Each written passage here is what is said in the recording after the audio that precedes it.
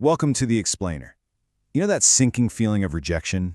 It's something we all fear, right? Well, today we're diving into a story that tackles that head-on. It's from the book Waiting to Breathe, and it follows a guy named Ari who completely hits rock bottom professionally. But what he finds in that low moment? Well, it's a game changer about where we get our sense of worth. So let's set the scene. We meet Ari literally moments after he's been fired. Just like that. And as he's walking out of the office, the shock starts to wear off, and this one single soul-crushing question just takes over his mind.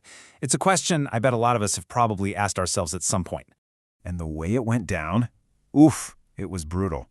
He's in this super tense meeting with his boss, Aaron, who just fires him. On the spot.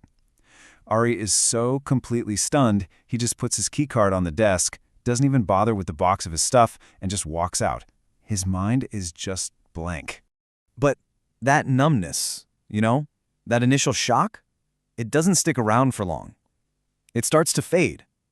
And what rushes in to replace it is something way deeper and way more painful. It's this feeling he's had his whole life, of being judged, of being left out. This one rejection just rips open all these old wounds, and suddenly he's reliving every single time he's ever felt like he just didn't belong. So what's the first thing he does? What would any of us do? He grabs his phone. His gut instinct is to call his wife, Rivka. He needs that comfort, right? That validation. But just as his thumb is about to hit dial, something stops him. A piece of advice he once got pops into his head, and it completely changes everything. It's something his uncle, Masood, once told him. And those words just stop him in his tracks.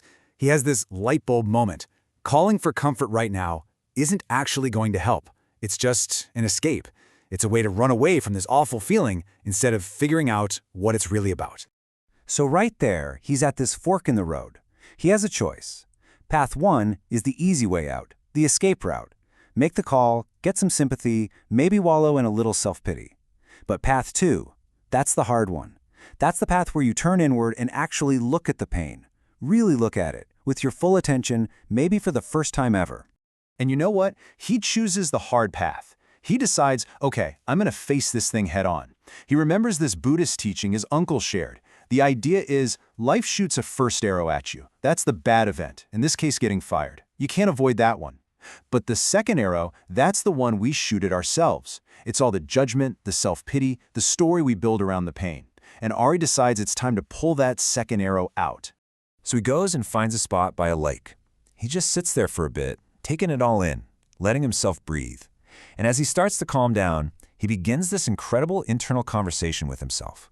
He starts asking these really pointed questions, trying to peel back the layers of his fear to get to the real root of it all. Okay, so he starts with the big one. Why am I so afraid right now? The fear is real. He can feel it in his gut. But what's behind it? And he traces it back to the most immediate thing. He's afraid he won't be able to work. But okay, why is that so scary?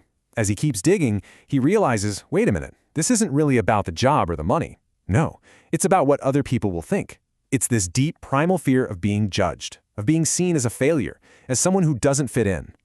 And this line of thinking leads him to this really startling thought. He's so consumed with how other people are going to judge him. But then he thinks, hang on, what if the person judging me the hardest, the most unfairly, isn't someone else? What if that judge is me? And that right there, that's the epiphany. That's the core of it. He realizes that this feeling of being rejected by the world, this pain of being an outcast, is just a mirror. The world is just showing him the rejection he's been aiming at himself for his entire life. Wow. That one thought just changes everything. It's like a switch flips in his head. It's this moment of absolute clarity. And it starts to change not just his feelings, but the whole reason he does anything. And he finally has a name for what he's been dealing with his whole life. He's got a validation addiction. Think about it. His entire sense of who he is, his self-worth, has been totally dependent on what other people think. He's been constantly chasing their approval, and it always left him feeling empty. Why? Because he never gave that approval to himself first. And suddenly, the logic is so simple but so profound. How can you expect anyone else to accept you if you don't even accept yourself? It's impossible, right? That acceptance he was so desperate for from the outside world could never truly land as long as he was at war with himself on the inside.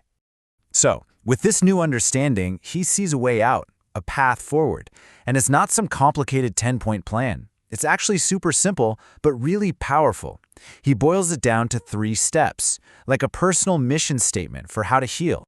And with this clarity, it's like his whole world reorients. The job, getting fired, all of that stuff just kind of fades away. It's not the main story anymore.